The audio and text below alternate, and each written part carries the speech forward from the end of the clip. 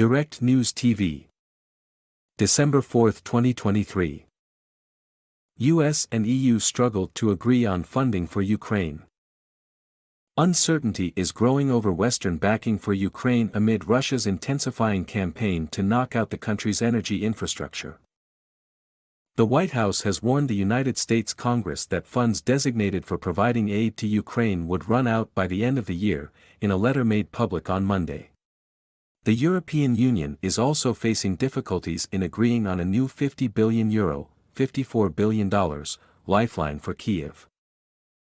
I want to be clear, without congressional action, by the end of the year we will run out of resources to procure more weapons and equipment for Ukraine, the director of the U.S. Office of Management and Budget, Shalonda Young, wrote in a letter to House Speaker Mike Johnson.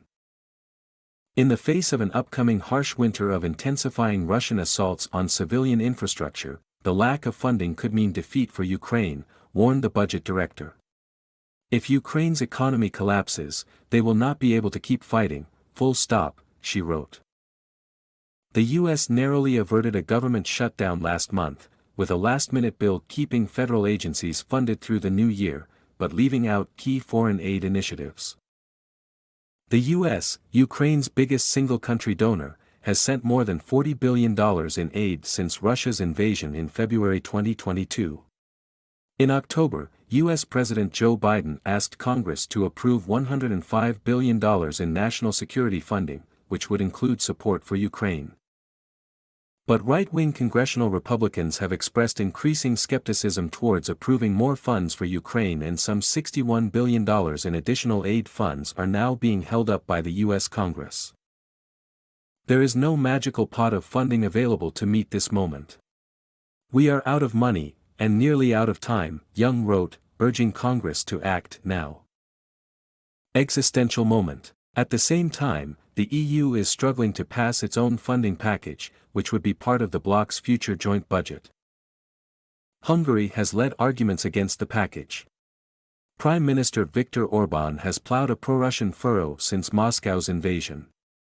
He is also thought to be hoping to use his threat to block the plan to try to unfreeze €22 billion, $24 billion, in funding for Budapest that Brussels is holding due to rule of law issues.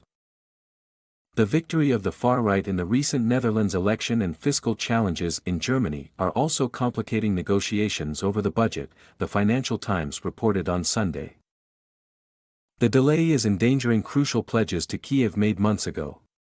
A budget agreement would be very, very difficult, a senior official said.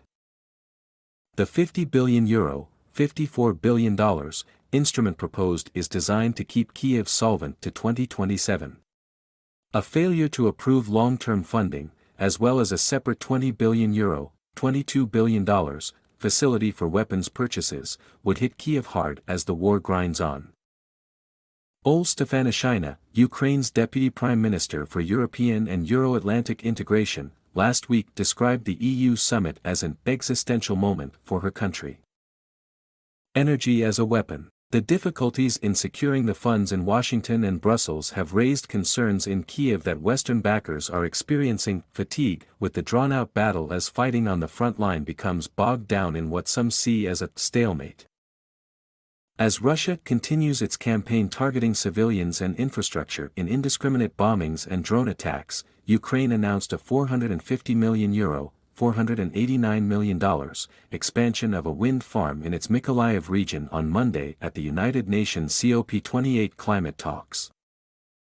Ukrainian officials highlighted how its turbines would be spread far enough apart to survive any Russian missile attacks. Also speaking at the climate summit, U.S. Assistant Secretary of State for Energy Resources Jeffrey R. Pyatt denounced Russia's targeting of energy infrastructure in the war, saying that Russian President Vladimir Putin has made energy one of his weapons.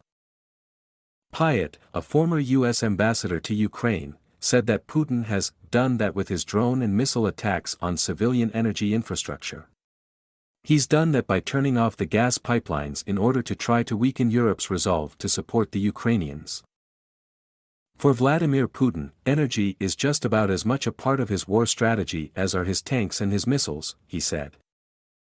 Russia has spent recent weeks launching dozens of attack drones and missiles at Ukraine in overnight raids targeting energy facilities and military sites. Ukraine's Air Force said on Monday that it had shot down 18 out of 23 Iranian-made Shahed drones and one missile. Meanwhile, Russia was reported to have intensified attacks from new directions on the industrial town of Avdiivka on Monday.